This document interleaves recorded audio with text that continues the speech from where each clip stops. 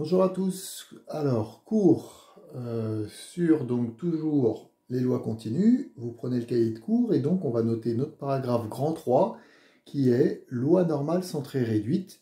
Et la notation, on peut noter n comme ça et 0 et 1. Je vous expliquerai un petit peu plus tard ce que ça veut dire. Donc, rappel des épisodes précédents. On a vu ensemble que certaines variables aléatoires suivaient des lois continues parce qu'elles prenaient une infinité de valeurs. Et pour déterminer en fait leurs lois, pour modéliser, on utilisait des fonctions de densité qui devaient vérifier en fait certaines propriétés. Une fois que ces fonctions vérifient les bonnes propriétés, on peut les associer à la variable aléatoire grand X et calculer les différentes probabilités. Donc on a vu le cas général, on a vu ensuite le premier cas particulier avec une loi uniforme qu'on peut rapprocher d'une loi écu-répartie, mais cette fois-ci sur un intervalle, peut prendre toutes les valeurs sur un intervalle. Et donc on voit une nouvelle loi, c'est la loi normale centrée réduite. Alors vous notez en dessous, définition, vous pouvez mettre pause à chaque fois, une variable aléatoire grand X de densité F sur R, donc l'ensemble de définitions ça sera R cette fois-ci, suit la loi normale centrée réduite si et seulement si, et la fonction f, elle est définie par 1 sur racine de 2pi fois e de moins x au carré sur 2. Donc cette fonction petit f est la fonction de densité d'une loi normale centrée réduite, et donc on note cette loi n, 0 et 1. Ça se rapproche de ce qu'on fait avec la loi binomiale quand on note b et n et p, le nombre d'essais et le paramètre de succès. Alors, on note cette loi N01. L'espérance mathématique d'une variable aléatoire suivant une loi normale centrée réduite est égale à 0. C'est ce paramètre-là, en fait, donc, qui représente l'espérance de notre variable. On va voir graphiquement ce que ça veut dire. Donc, je définis CF, la représentation graphique de la fonction f. Donc, vous allez taper sur votre calculatrice la fonction f qui est définie encore sur le tableau à gauche, là, c'est-à-dire 1 sur racine de 2pi e de moins x au carré sur 2. Et en vous aidant de votre calculatrice de la représentation graphique, vous allez tracer la représentation graphique de cette fonction. Donc j'ai appelé CF, et vous voyez, je l'ai tracé en noir. Vous devez retrouver quelque chose, en fait, vous voyez sur l'axe des abscisses, j'ai gradué de -3 à 3. Et sur l'axe des ordonnées, faites attention, le repère, il n'est pas orthonormal, ce n'est pas la même unité sur les deux axes. J'ai noté 0,1, 0,2, 0,3, 0,4. Le sommet ici de cette courbe, c'est le point de coordonnées 0, 0,4. Vous remarquez, si vous appliquez, que cette courbe CF, elle est symétrique par rapport à l'axe des ordonnées. C'est ce qu'on note ici. Et vous voyez que, en zoomant avec votre calculatrice, pour des valeurs supérieures à 3, on considère que f de 3,5, f de 4, f de 5, c'est une valeur tellement négligeable que c'est infiniment près en fait de l'axe des abscisses. CF se situe infiniment près de l'axe des abscisses. Donc des fois, on ne la trace en fait même pas en considérant que c'est quasiment confondu avec l'axe des abscisses ici pour des valeurs supérieures à 3. Et pareil, comme c'est symétrique, pour des valeurs inférieures à -3, c'est infiniment proche de l'axe des abscisses, quasiment confondu avec cet axe des abscisses. Sur cette représentation graphique, vous allez me tracer également les droites d'équation x égale a, x égale -a. Donc a, c'est une valeur que vous choisissez au hasard. Moi, j'ai pris environ 0,75, mais vous pouvez la placer où vous voulez. Du moment que vous tracez deux droites verticales et que ces deux droites sont bien symétriques par rapport à la droite x égale 0 par rapport à l'axe des ordonnées. Alors, maintenant qu'on a cette représentation graphique, je vous rappelle que comme f est une fonction de densité, on va vérifier et se rappeler ensemble les propriétés de cette fonction, des fonctions de densité. Donc, il faut qu'elle soit continue, donc sur R, là, ça marche. Il faut qu'elle soit positive, donc c'est au-dessus de l'axe des abscisses. Pour toute valeur, c'est défini sur R, mais pour toute valeur, c'est au-dessus de l'axe des abscisses. Continue, positive et définie. D'accord, je peux la tracer sans lever mon crayon.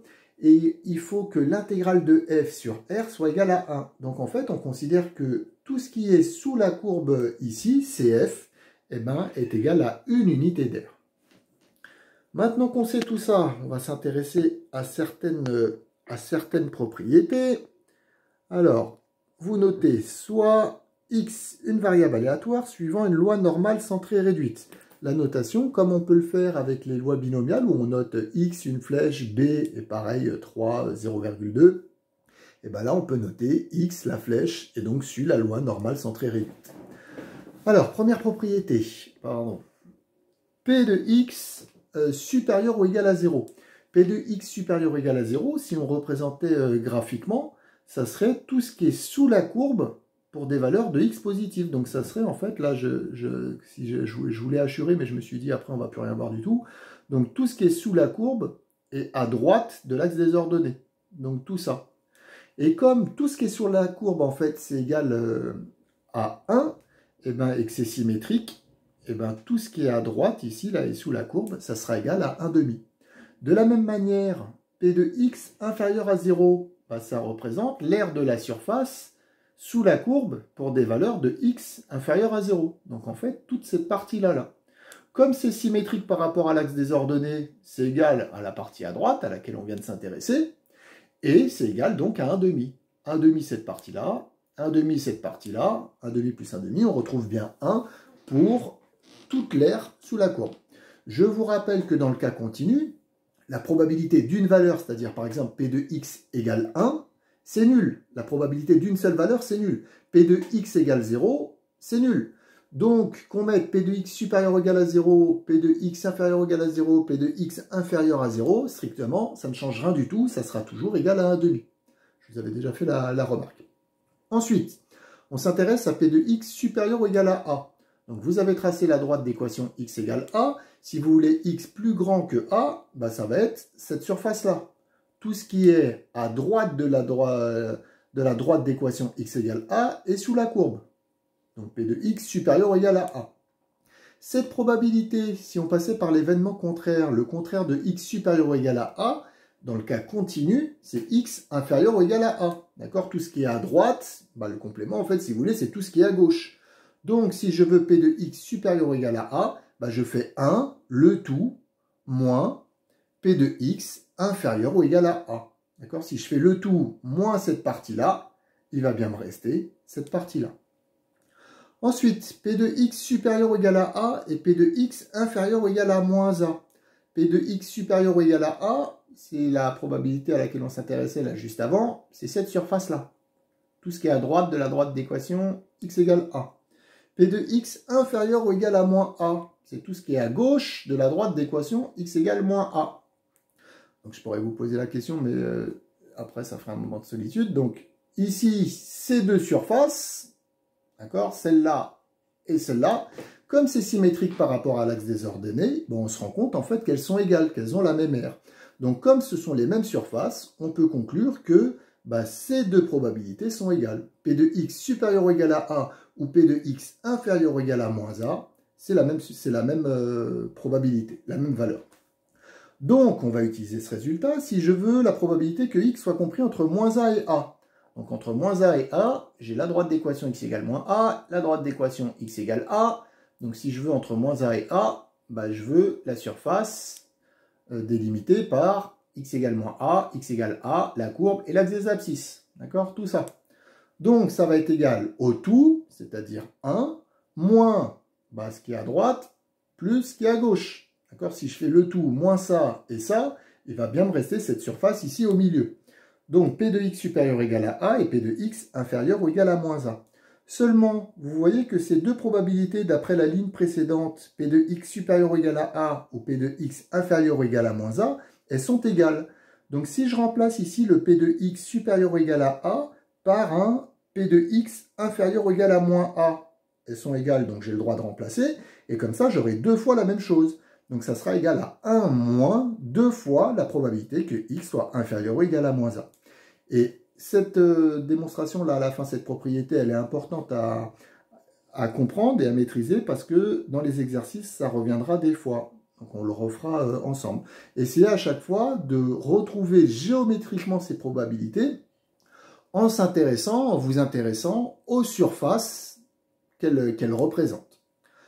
Alors, dernière chose, sur les sur ces probabilités, sur ces lois normales centrées réduites, vous ne serez pas capable de déterminer par le calcul ces probabilités, parce que vous ne serez pas capable de déterminer l'intégrale en fait de la fonction petit f. Donc toutes les probabilités, ça sera uniquement à la calculatrice. Il y a néanmoins deux probabilités à retenir par cœur. La probabilité que x soit compris entre moins 1 et 1, donc si je traçais moins 1 et x égale 1 ici, mes deux droites verticales, donc ça serait cette surface-là, c'est 0,68. Ça veut dire en fait que cette surface, elle représente 68% de l'air sous la courbe. Grand X prend ses valeurs dans 68% d'écart entre moins 1 et 1. Et de la même manière, moins x compris entre moins 1,96 et 1,96, donc vous voyez 1,96 presque à moins 2, ici pareil, et donc si on s'intéressait à cette surface-là, la probabilité, il faut retenir, c'est 0,95, ça veut dire que cette surface représente 95% de la surface totale. Grand X prend ses valeurs entre moins 1,96 et 1,96 dans 95% des cas. Voilà, on essaiera d'appliquer tout ça avec les exercices pour le moment faciles sur les lois normales centrées réduites. Si vous avez des questions, dans les commentaires.